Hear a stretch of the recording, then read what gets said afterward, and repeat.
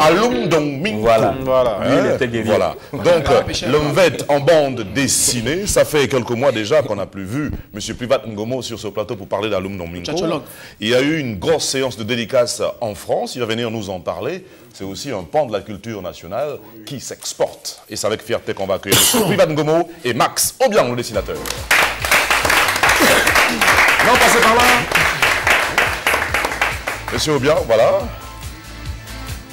Bonsoir, chers messieurs, et bienvenue sur le plateau de Ça se passe ici. Monsieur Obiang, bonsoir. Monsieur Ngomo, bonsoir.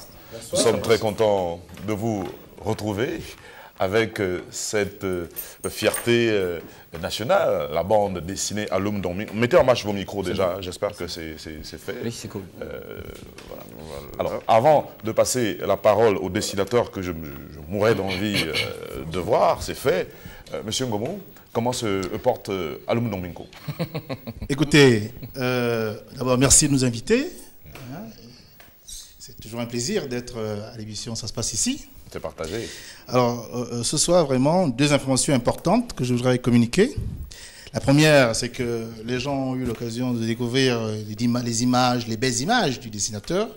Aujourd'hui, j'ai souhaité qu'ils voient son visage, et peut-être aussi ses mains, car c'est grâce à ses mains que nous avons ce travail de qualité. Max Obiang est là, parmi nous, la première fois, il va se présenter. Et puis, la deuxième information, c'est la dédicace que nous allons faire à la Maison de la Presse, et puis on aura l'occasion d'en parler dans les minutes qui vont suivre, j'espère. Ben oui, on aura 15 minutes pour en parler. Alors, M. Obiang, vous êtes le dessinateur. Comment vous entrez en contact avec M. Ngomo pour mettre en œuvre cette œuvre? Bah, c'est un ami, bon, je tiens d'abord à vous saluer. C'est un honneur pour moi d'être ici.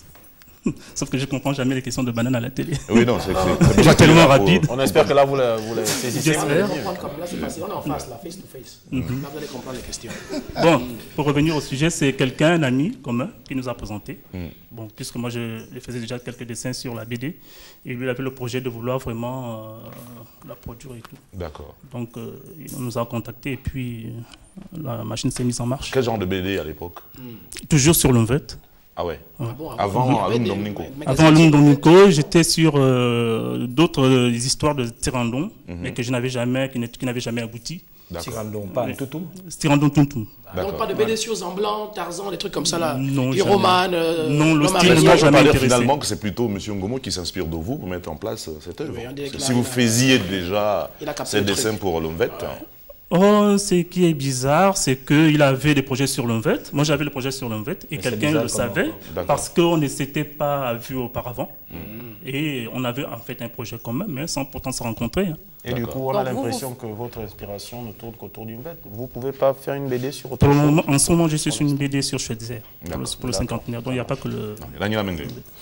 Non. Ce que je voulais ajouter. Il va arranger. Non, je n'arrange pas. Je n'arrange pas. Je donne un point de vue.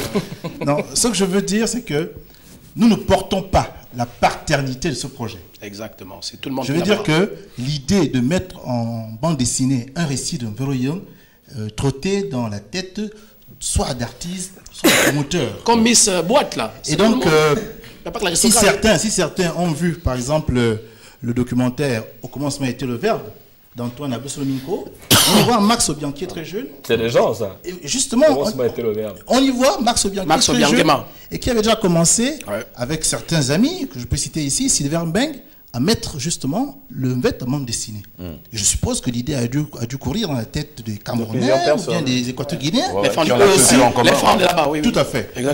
Je pense que la chance que nous avons eue, c'est peut-être qu'il y a eu une équipe bien constituée, et puis une dynamique, et puis une obstination. Une volonté vraiment manifeste. C'est quand même 9 ans qui ont été consacrés. De là à dessiner ces armures. Qui ont été consacrés. Alors, on a eu l'approche d'abord artisanale, celle que, et je remercie vraiment Téléafrica de nous avoir soutenus.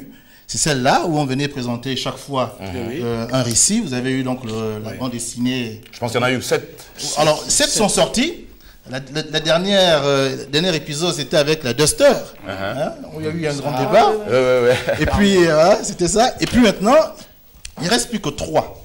Il reste 3. Même Batman n'a pas le Wazna. Et ces 3 ne sont pas encore sortis. Les 3 ne sont pas encore sortis. Pourquoi? Parce que, comme je vous avais dit, nous étions en train de chercher maintenant des partenaires pour entrer dans une dimension industrielle. Et aujourd'hui, je vous présente la version industrielle de la bande dessinée Alum Domingo. Ça, là, ça peut s'applaudir quand même, parce que là, c'est vraiment... Non, mais une BD gabonaise, bien élaborée. Non, c'est Bagbo. Donc, vraiment, je souhaite que Max s'exprime aujourd'hui. Je vais essayer de conclure mon intervention en disant que nous sommes sortis du cadre artisanal, nous sommes entrés dans le cadre industriel. C'est un livre là maintenant. Désormais, nous avons les informations culturelles dont on a besoin, c'est-à-dire nous avons les mythes, les légendes, les contes, les proverbes, et ça ne manque pas, tant pour ce qui est du peuple que l'on diffame, mais que moi je dis désormais Ekan ou bien Ayon, que du peuple Zébi ou bien du peuple Pounou. Nous avons suffisamment d'histoire. La matière première ne manque pas. Nous avons les artistes qui sont là, d'accord, Max Obion aujourd'hui, mais il y a aussi les infographes. Nous avons la maison d'édition, aujourd'hui c'est Tagan Édition, dirigée par un historien béninois, qui s'appelle Dieudonné Niamankou, j'espère qu'il nous suit. Au Gabon? À Paris. À Paris.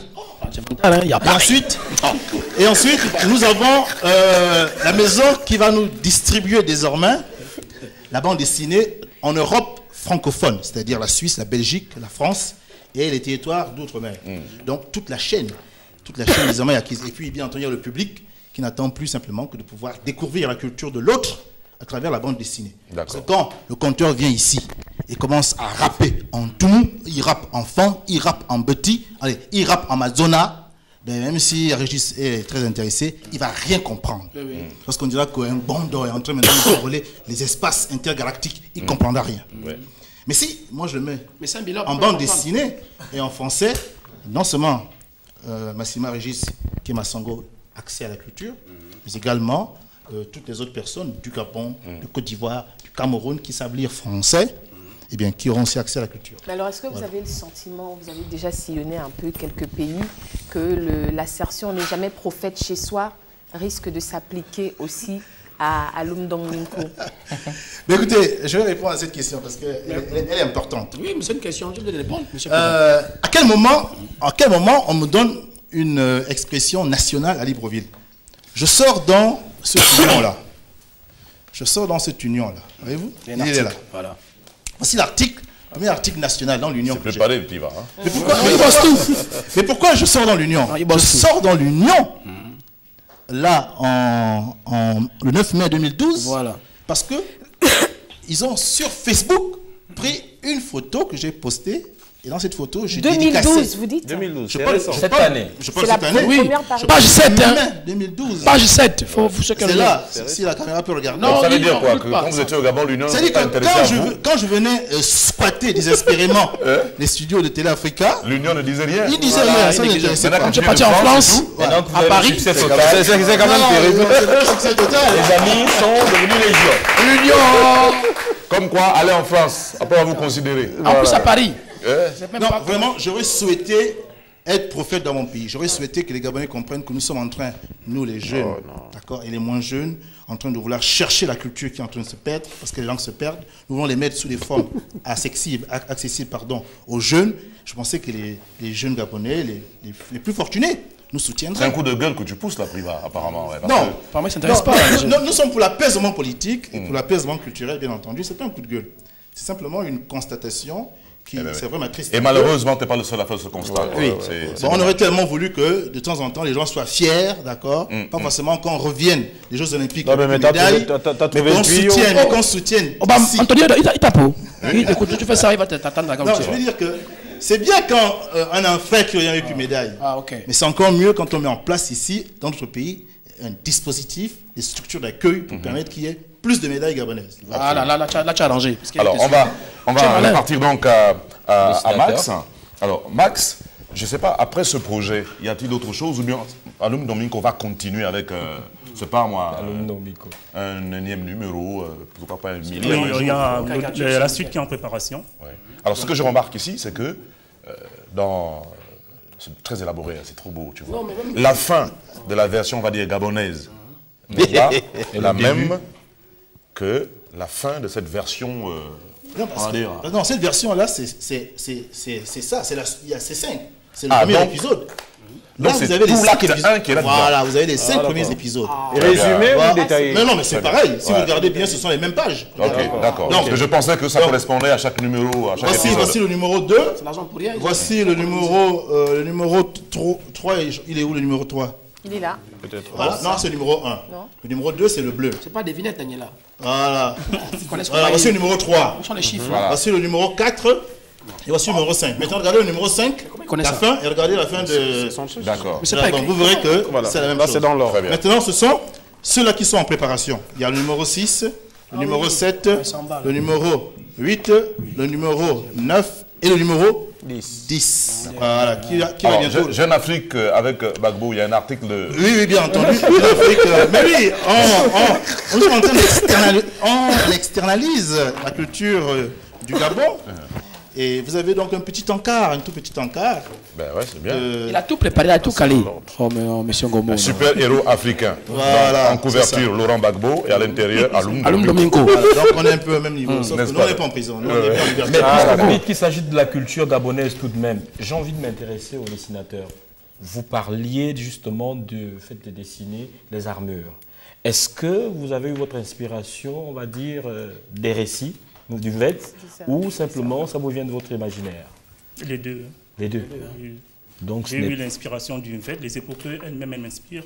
Voilà, et plus mon imaginaire. Il faut dire que pour pouvoir réaliser le VET, par rapport un peu aux épopées, hein, il faut avoir une très très grande imagination. Une très grande connaissance aussi peut-être, non de... Non, pas forcément. Bon, le problème de connaissance, ça dépend. De la culture profonde, oui. Mais après, déjà, les conteurs eux-mêmes, ils inventent des choses qui ne sont pas forcément... Oui. Non, on avait les armures. Sinon, c'est plus du compte. Je veux dire une chose importante. Tout à l'heure, je parlais d'une équipe. Hein. C'est vrai que je n'ai pas été très explicite, mais nous sommes membres d'une association qu'on appelle la Fondation Mebe. Cette Fondation Mebe comporte d'abord des vieillards, des sages vieillards. Je cite un, Jean-Marc Ekongema, qui est une bibliothèque vivante. Et donc, il est avec nous. Il a apporté des collections sur les textes. D'accord. Il y a Stilo Biengo qui était venu sur ce plateau. D'accord. Il y a un qui est mort il n'y a pas longtemps, qui avait 83 ans. Il s'appelait Minkome Laurent, Dieu et son âme. D'accord. Bon, ces vieux nous assistent, puisqu'on va vers eux. Ensuite, il y a les artistes qui sont là. Aujourd'hui, nous avons de plus en plus des anthropologues, des jeunes qui étaient étudiants, et puis qui s'intéressent à ce que nous sommes en train de faire. Donc, toutes ces personnes nous apportent l'information culturelle. Donc, quand le dessinateur manque d'informations, ce sont eux qui fournissent l'information au dessinateur, et puis après, son imagination se met en branle. Alors, parlons un peu business maintenant. Ça rapporte quoi à Privat Ngomo? Mais du poids déjà, il a pris du poids. Ou à l'association. Il était à Paris, tout ça, le voyage, tout ça. Alors, la bande dessinée est vendue à Paris à 15 €. Environ 9 840 francs CFA. Elle va coûter plus cher à Libreville parce que la Maison de la Presse a proposé... Un peu comme le poisson. Hein. Malheureusement. La Maison de la Presse a proposé 13 725 pour un exemplaire. Il est évident que si la BD avait été produite au Gabon, on n'aurait pas à payer les frais de transport, la douane et autres taxes. Bon, c'est le prix à payer lorsqu'on va se faire éditer à l'étranger. Alors, avec l'éditeur, nous nous sommes convenus sur... un accord, je l'accepte, léonin en sa faveur, c'est-à-dire il prend 90%, car c'est lui qui a fait le plus gros investissement financier, et nous avons donc 10%, et ensuite il y a les contrats qui me lient avec les dessinateurs, l'équipe, voilà, et lui également il a son cachet, et nous sommes partis sur une base minimale de 15%, et avec le temps, Max Lyon pourra monter à 20, 25, voire 30%. Vous avez eu le choix de dire j'accepte les 10%. Parce que 90%, entre 10%. Ouais, non, mais le pourcentage, c'est rien. Hein. Ça dépend, 10% de quoi? De vente. Alors faites 10% de 15 millions d'euros. 15 millions d'euros. Non, mettons CFA. 1000 milliards. C'est vrai. Je signe tout de suite. Non, donc ce que je veux dire, c'est que c'est un filon juteux. Hein? Bon, parce que la culture, là on commence avec la bande dessinée. vous imaginez que le dessin animé n'est plus loin. Bien sûr. Les jeux vidéo également. Et peut-être demain un film à la Et vous avez ce projet-là? Bien entendu. Alors, vous Et avez... les auteurs ou bien les producteurs qui nous prenaient pour au sérieux commencent à se rapprocher de vous. C'est souvent comme ça. Là, on Nadia Menga a une question. Ouais. Oui, vous êtes passé au musée du Quai Branly à Paris pour une série de dédicaces. Alors, est-ce que c'était juxtaposé avec un grand artiste qui était là ou c'était un spécial à Alum Domminco et ça a drainé du monde? Comment ça s'est passé? Parce que ce n'est pas tout le monde qui va faire une séance de dédicace au Quai Branly. Il y a aussi d'autres communautés qui venaient quand même faire dédicace. J'ai pourtant sorti un petit clip vidéo que j'ai posté sur YouTube. Ah bon? Oui, où je vous montre comment ça s'est passé. Il n'y a pas d'artiste. Il fallait mettre sur Facebook. Il n'y a pas d'artiste, il n'y a pas un conteur d'un rayon. Ça aurait été intéressant de le faire. Peut-être qu'un jour on le fera. Il y avait juste une petite table, plus petite que celle-là, avec 30 bandes dessinées à Alum Domminco et une chaise qui m'attendait. Je suis arrivé aux alentours de 16 heures, on m'attendait. Et puis je me suis assis. Les gens sont arrivés, ils ont vu un homme assis. Quand je suis arrivé, la bibliothèque a ouvert depuis 14 heures. Quand je suis arrivé, aucune BD n'était vendue. Aucune. Dès que je me suis assis, les gens sont arrivés. Ils ont commencé à poser des questions. J'ai commencé à expliquer donc, le monde de l'immortalité qui s'affronte, qui affronte le monde de la mortalité. Les Occidentaux en majorité, je suppose. Ah non, pas du tout. Ah non, pas du tout. Il y avait des Ivoiriens qui sont venus. Il y avait la diaspora africaine. Oui, la diaspora africaine est venue. Voilà. Est-ce qu'il est facile de passer sur les médias en France, à part 3A Télé Sud? Parce que si vous êtes plutôt bien coté, oui, mais c'est pour ça que je dis à part ça, parce que finalement c'est un peu... voilà. Est-ce qu'il est facile pour vous, si vous arrivez à être au musée du Quai Branly, vous arrivez quand même à avoir une bonne maison d'édition, pourquoi pas un passage sur France 2 ou comme on voit chez nous à la première chaîne de télévision, etc. Ce que je peux dire, c'est que l'éditeur a publié un ouvrage, un manga africain. D'accord. Et c'est un jeune Zaïrois, un jeune Congolais de Kinshasa qui a fait cette BD. Il est passé à France 2. On lui a assuré pratiquement 30 minutes d'édition. Je crois que quand le travail que vous faites, un travail de qualité, quand il touche en général... S'il interpelle la curiosité ou la conscience, les personnes qui veulent quand même proposer du neuf, ce qu'il faut dire, c'est qu'on attend que l'Afrique se présente. On a souvent présenté l'Afrique, mais ce n'était pas les Africains. On les appelait les africanistes. Il s'appelle par exemple Steve Dubois, je n'ai rien contre les Français. Vous allez voir, africaniste. Donc c'est un spécialiste de l'Afrique. Il connaît toute l'Afrique. Moi je connais aucun Gabonais qui est spécialiste de la France. Bon, vous allez voir un autre, il est spécialiste de l'Afrique anglophone.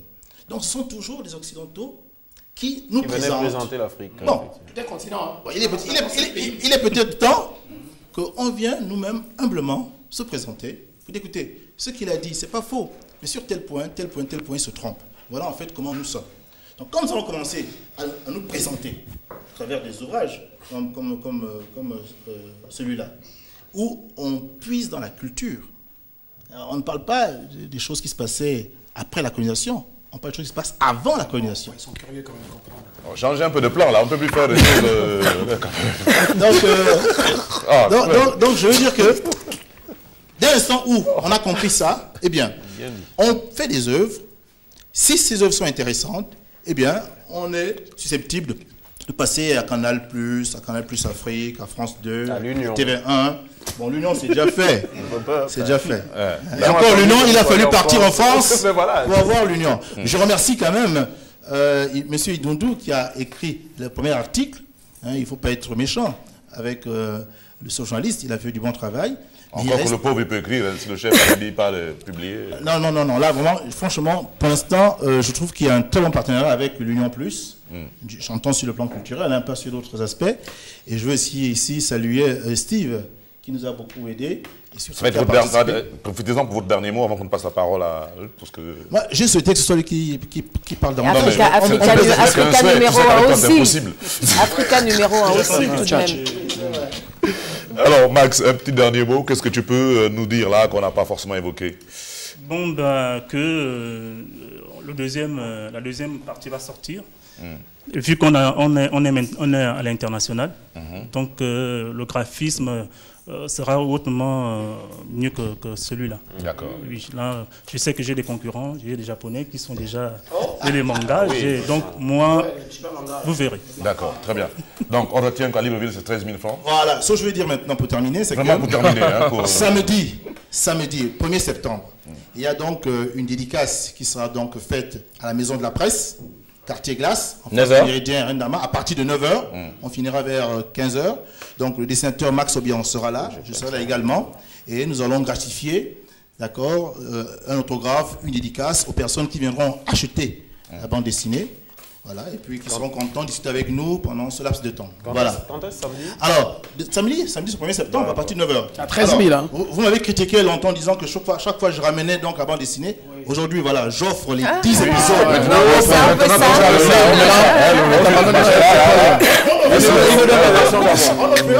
Voilà, la version gabonaise, tu nous la jettes. Voilà.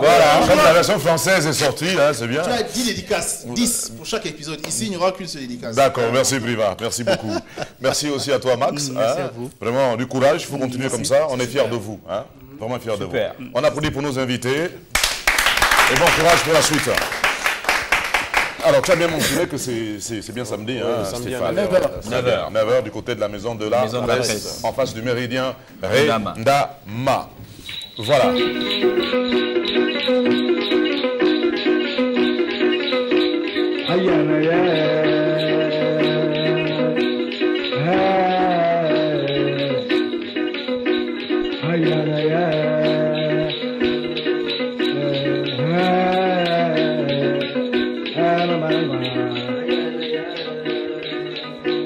Molombe, me